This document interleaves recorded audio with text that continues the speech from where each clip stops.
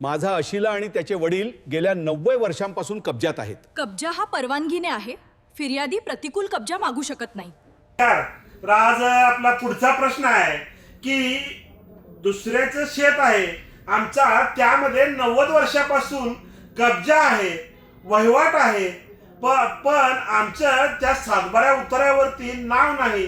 तर सातबाऱ्या उतार्यावर नाव लावण्यासाठी काय करावे लागेल असा आपल्याला आपल्या सोशल मीडिया प्लॅटफॉर्मवर प्रश्न विचारण्यात आला आहे की 90 वर्षापासून दुसऱ्याची जमीन ते वहिवाटत आहेत, परंतु सातबारा पत्रकी त्यांचं नाव नाही सर.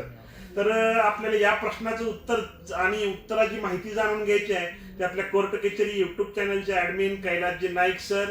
तर आपल्याला या प्रश्नाचं उत्तर हे नाईक सर देतील. नमस्कार मित्रांनो, मिळकतीचा मालक जर दुसरा असेल आणि मालक सोडून दुसऱ्याचा जर त्यामध्ये कब्जा असेल, तो सतत असेल, निरंतर असेल, म्हणजे एक 2-3 क्रायटेरिया आहेत, 2-3 गोष्टी आहेत. त्यातलं पहिले म्हणजे सततचा ताबा पाहिजे, जसं की निरंतर ताबा आपण म्हणतो.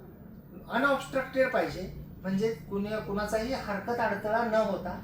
आणि सर्वात महत्वाची जी गोष्ट आहे ती म्हणजे ॲडव्हर्स टू द ओनर पाहिजे, म्हणजे त्या मालकाची मालकी हक्क झुगारून, समोरचा व्यक्ती मालक आहे त्या मालकाची मालकी हक्क झुगारून जर सतत 12 वर्षापेक्षा जास्त जर का मालक सोडून एखाद्या व्यक्तीचा कब्जा असेल, तर ज्याचा कब्जा आहे ती व्यक्ती विरुद्ध कब्जाने मालक आहे असं ठरवून मिळण्यासाठीचा दिवाणी न्यायालयामध्ये दावा करू शकतो. या प्रश्नामध्ये आपल्याला असं विचारण्यात आलं होतं की 90 वर्षापासून आमचा ताबा आहे आणि आमचं नाव सातबाराच्या उतार्यावर लावण्यासाठी काय करावं लागेल. मित्रांनो, एक गोष्ट लक्षात घेतली पाहिजे की आपला कितीही वर्षापासून ताबा जरी असला तरी केवळ आपला ताबा आहे म्हणून आपलं नाव उतार्यावर लागू शकत नाही. आपला कोणत्या हक्काने त्या मिळकतीमध्ये ताबा आहे हे खूप महत्वाचं आहे. तो ताबा हा संमतीचा असू शकतो, आपसात संमतीनं वहिवाटण्यास दिलेले असेल तर, आणि आपसात संमतीने वहिवाटण्यास दिलेले असेल तर त्या केसमध्ये ॲडव्हर्स पोझिशन म्हणजे विरुद्ध कब्जा हा लागू पडत नाही. तसंच समजा आपण अतिक्रमण केलेलं असेल, आपला ताबा हा अतिक्रमित असेल, तर त्या परिस्थितीमध्ये सुद्धा ॲडव्हर्स पोझिशन लागू पडणार नाही. ॲडव्हर्स पोझिशन म्हणजे विरुद्ध कब्जाने मालक होण्यासाठी सतत 12 वर्ष निरंतर आणि मालकाची मालकी हक्क झुगारून तो ताबा असला पाहिजे आणि तो न्यायालयाकडून डिक्लेअर करून घेतला पाहिजे की आपण त्या मिळकतीचे या विरुद्ध कब्जाने मालक आहात, आपण एवढ्या वर्षापासून ती मिळकत वहिवाटीत आहात, म्हणजेच 12 वर्षापेक्षा जास्त कालावधीपासून सततपणे वहिवाटीत आहात, म्हणजे विना खंड पडता.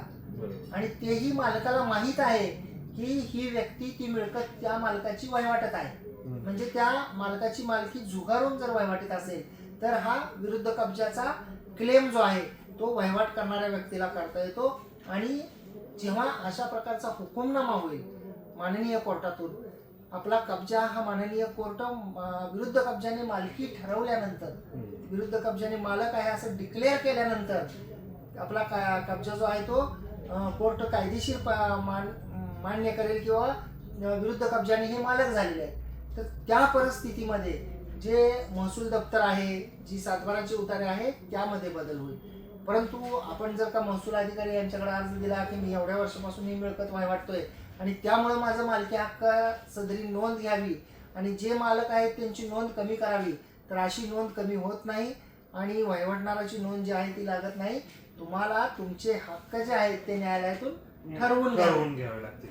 मित्रांनो, तर आपल्याला म्हणजे 90 वर्षापासून कब्जा असला किंवा 100 वर्षापासून जरी कब्जा असला तरी सर्वांनी जसं सांगितलं की समोरच्या मालकाची मालकी झुगारून 12 वर्षापेक्षा जास्त दिवस जर आपला कब्जा असेल तर ते आता आपल्याला दिवाणीच्या कोर्टामध्ये दावा दाखल करता येईल. मित्रांनो, अशाच प्रकारची नवनवीन कायदेविषयक माहिती जाणून घेण्यासाठी अद्याप जर तुम्ही आमच्या कोर्ट कचेरी या युट्यूब चॅनलला सबस्क्राईब केलं नसेल तर सबस्क्राईब करा. त्यासोबतच हा नवीन एक एपिसोड आहे प्रश्न तुमचे उत्तर आमचे. आपण जो प्रश्न आम्हाला सोशल मीडियाच्या माध्यमातून, जो आमचा मोबाईल नंबर आहे त्या माध्यमातून विचारता, त्या प्रश्नांची उत्तर आम्ही व्हिडिओच्या माध्यमातून आपल्याला देण्याचा प्रयत्न करीत आहोत. हा आमचा एक प्रयत्न आहे. त्यासोबतच आपले नाईक सर जे सांगतात त्याप्रमाणे आपण हाईप या बटनाला क्लिक करावं, आमचा हाईप या बटनाला क्लिक करून जास्तीत जास्त आम्हाला सपोर्ट करावा. त्यासोबतच कोर्ट कचेरी ऑफिशियल इंस्टाग्राम व कोर्ट कचेरी ऑफिशियल फेसबुक पेजला फॉलो जरूर करावं. धन्यवाद.